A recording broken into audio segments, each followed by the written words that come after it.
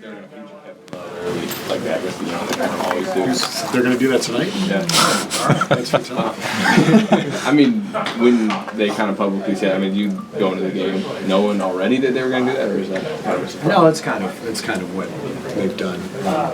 Otherwise, I'm sure he wouldn't tell you that. They've been doing a good job of getting Kevin involved early, and he looks much more comfortable this year than he did last year, and it makes sense, now that he's been there and he's accustomed to playing with this group. So he's having a great year, and that's kind of what they do every game. They try to get him the ball early and get him going. Is that the first or thing that you see that's different about the Cavs when you watch them on film? Just how much more comfortable Kevin is. There's a few things. I think Dellavedova's absence jumps out. Really. I think he's been a big part of their team here in the last couple of years, and so it's a different look. And they've added a couple of players, Dunleavy, of course, and Liggins now playing with JR out. So there's things that stand out on the tape, just as there are for us too. I mean, we have more changes than they do, obviously, but yeah, I mean, I think it's the continuity of having won the championship last year and being together now for over a year. I think they just look more comfortable as a group. Finals, was there any singular frustration, something you guys didn't do that you want to correct against the Cavs going forward? Yeah, closing them out when it was 3-1. Strategically, not really. Obviously, circumstances in the playoffs change every year. Things you can control, things you can't. I'm sure we'd like to have a few plays back. We'd like to have a few shots back, and that kind of stuff. But other than that, not really. It's they played great down the stretch in those games, and we couldn't close the deal.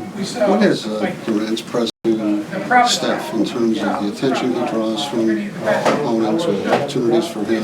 Any changes from his? A little bit. I think everybody's usage is down a little bit because KD handles the ball quite a bit, as he should. So that takes the ball out of Steph's hands a little bit more, out of Draymond's hands.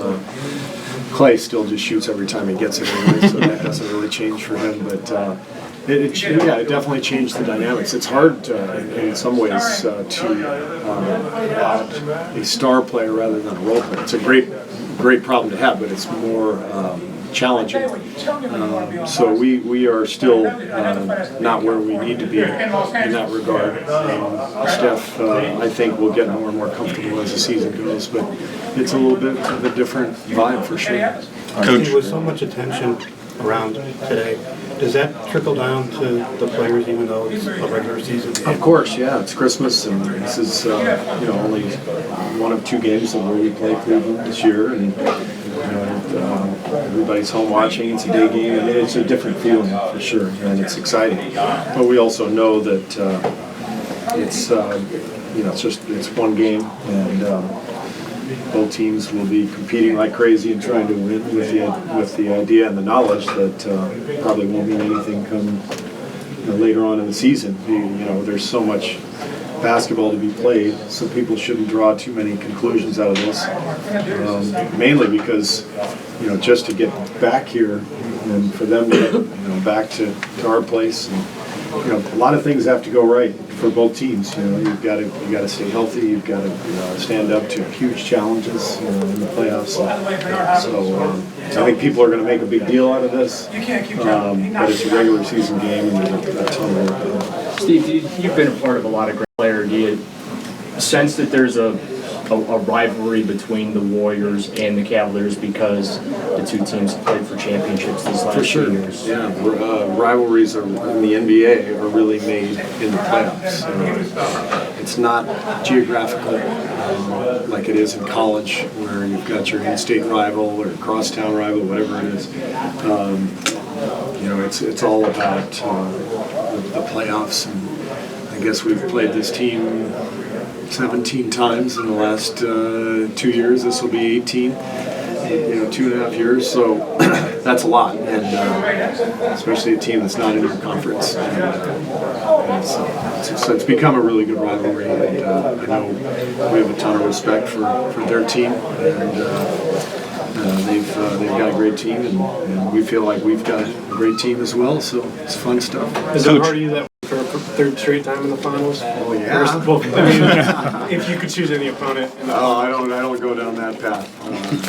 We just want to be in the finals. We don't care who we end up with. We just want to get there. That's the goal. And we know how hard it is to do. We've got a lot of challengers in the West that are coming after us. A lot of great teams. So that's a long ways off.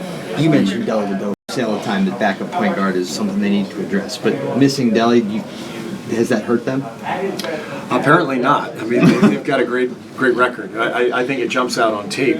They look different, but they're so talented that they've made up for it. You know, you could say the same thing about us. We lost a lot of key guys from last year, and so do we miss them? Yeah, we miss them a lot. But we're lucky. We have a lot of talent, and we're able to make up for some of those losses. And I think Cleveland is the same way. You know, Delly was a huge part of it. But they've moved on, and they're playing Shumpert some in the backup point guard role. He's having a great year. Obviously, LeBron handles the ball constantly, so they've figured it out quickly. Steve, is there any part that you didn't appreciate until you had him? Not really. Yeah, I've seen him for so long. His talents are so obvious. So it's not so much on the floor; it's off the floor. I didn't know him personally. I didn't know just what a humble, incredibly nice person he was. I had the sense that was the case just from watching him, from afar. But when you're with him every day, you really get the sense of what a good human being he is, what a great teammate he is. Steve's shot way down to 40% from three. It's getting embarrassing. The thing about having to stop shooting. Do you expect how does that work? Do you expect a serve from him? Do you not talk to Steph? I know you know he's going to make shots, but by his personal standards, shots he normally makes, is that a product of the offense? Is that what? Is that a product of the offense? How do you address that? Well, we look at every game. Obviously, we watch every tape, and the whole thing for our staff is, are we getting rhythm shots, and are we getting good shots? And I think Steph's had some that have not gone that normally would go, but you have to acknowledge too the difference in dynamics, not having the ball as much in his hands. That is an adjustment to make.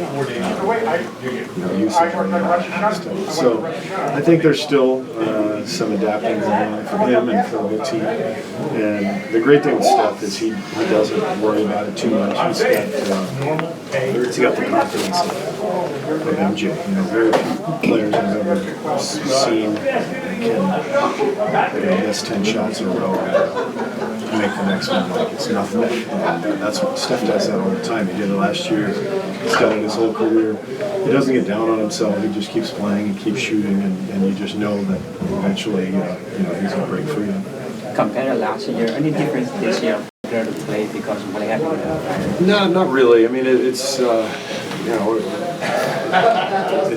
become a great rivalry because of the finals meetings, but it's not like we're coming in here talking about revenge. That's not part of it. It's about getting better and about testing ourselves against the best. And these games, whether it's Cleveland or San Antonio or the Clippers, Houston, all the top teams, you absolutely look forward to, so you can measure yourself.